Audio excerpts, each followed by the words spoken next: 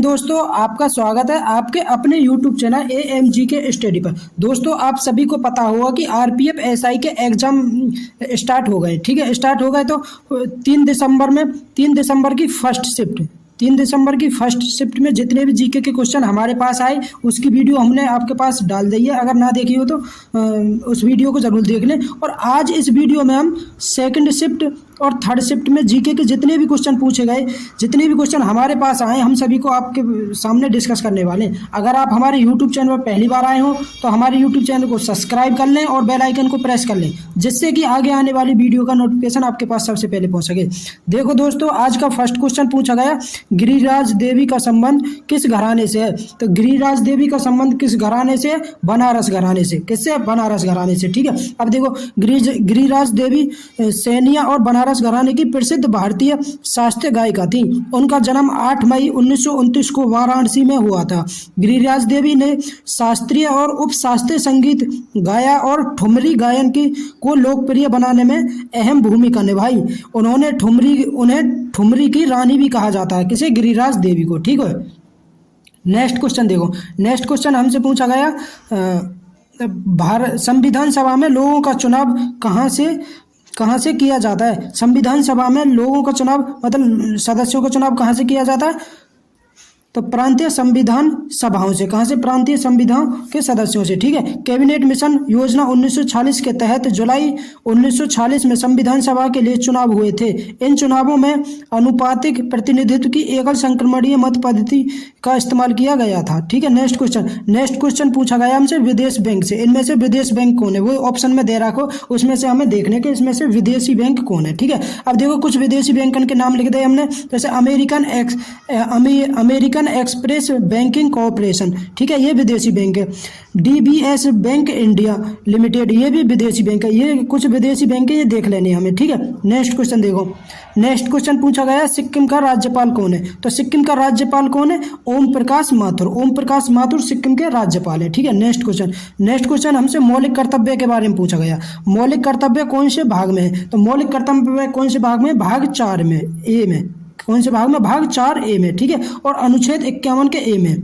ठीक है, मौलिक कर्तव्यों का उल्लेख है। नेक्स्ट क्वेश्चन हमसे पूछा गया, सबसे कम कार्यकाल किस प्रधानमंत्री का था? तो सबसे कम कार्यकाल किस प्रधानमंत्री का? गुलजारी लाल नंदा का। इन्होंने सिर्फ 13 दिनों तक ये अपने कार्यकाल में 13 दिनों तक ये प्रधानमंत्री रहे, और ये भारत के पहले कार्यवाही प्रधानमंत्री। कौन? गुलजारी लाल नंदा। ठीक है,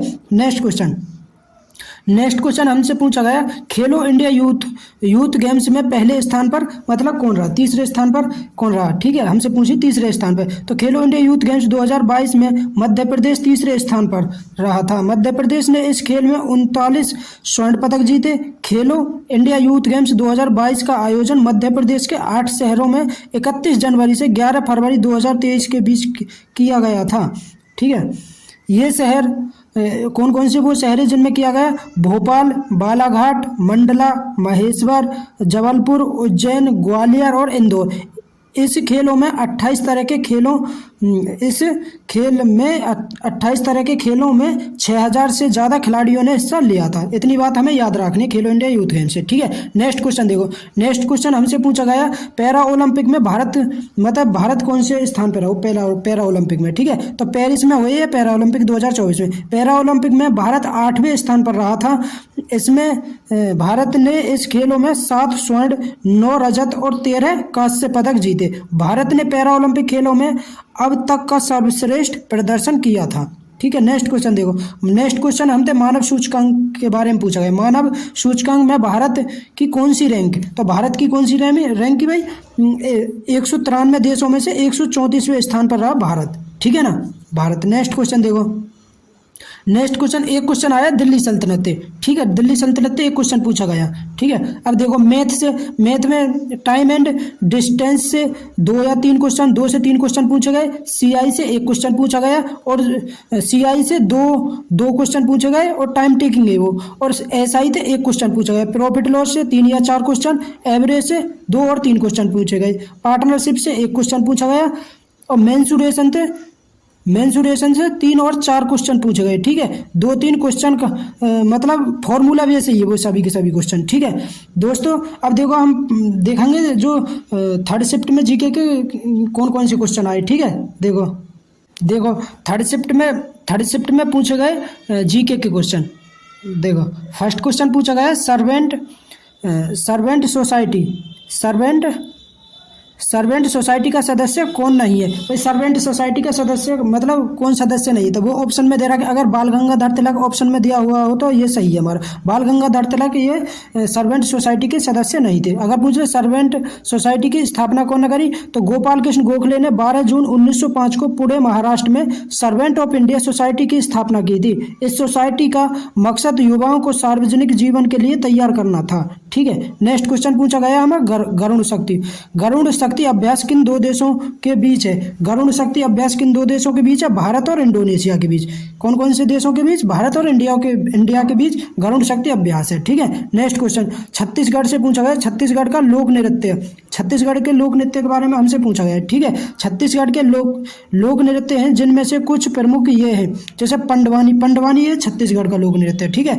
छत्तीसगढ़ का सबसे मशहूर नृत्य नाटक है, यह है महान हिंदू महाकाव्य महाभारत का संगीत वर्णन है। कौन, पंडवानी है छत्तीसगढ़ को, ठीक है। नेक्स्ट क्वेश्चन देखो, नेक्स्ट क्वेश्चन पूछा गया हमसे बनारस किस वंश की राजधानी थी। तो बनारस ये किस वंश की राजधानी, देखो बनारस नारायण वंश की राजधानी थी। नारायण वंश के राजा भूमिहार ब्राह्मण समुदाय से थे। 18वीं शताब्दी में महाराजा बलवंत सिंह ने बनारस पर शासन किया था। इसके बाद इसी वंश के राजाओं ने बनारस पर शासन किया।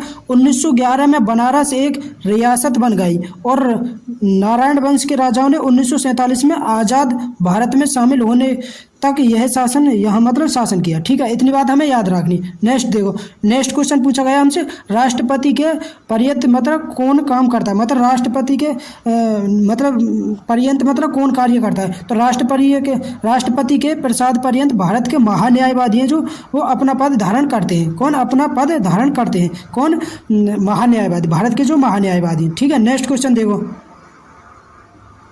नेक्स्ट क्वेश्चन पूछा गया हमसे केंद्र सरकार का विधि पदाधिकारी कौन होता है। तो केंद्र सरकार का विधि पदाधिकारी कौन होता है, भारत सरकार का मुख्य विधि अधिकारी भारत का महान्यायवादी होता है। कौन, भारत का महान्यायवादी। संविधान के अनुच्छेद 76 में महान्यायवादी को भारत का सर्वोच्च कानून अधिकारी बताया गया है।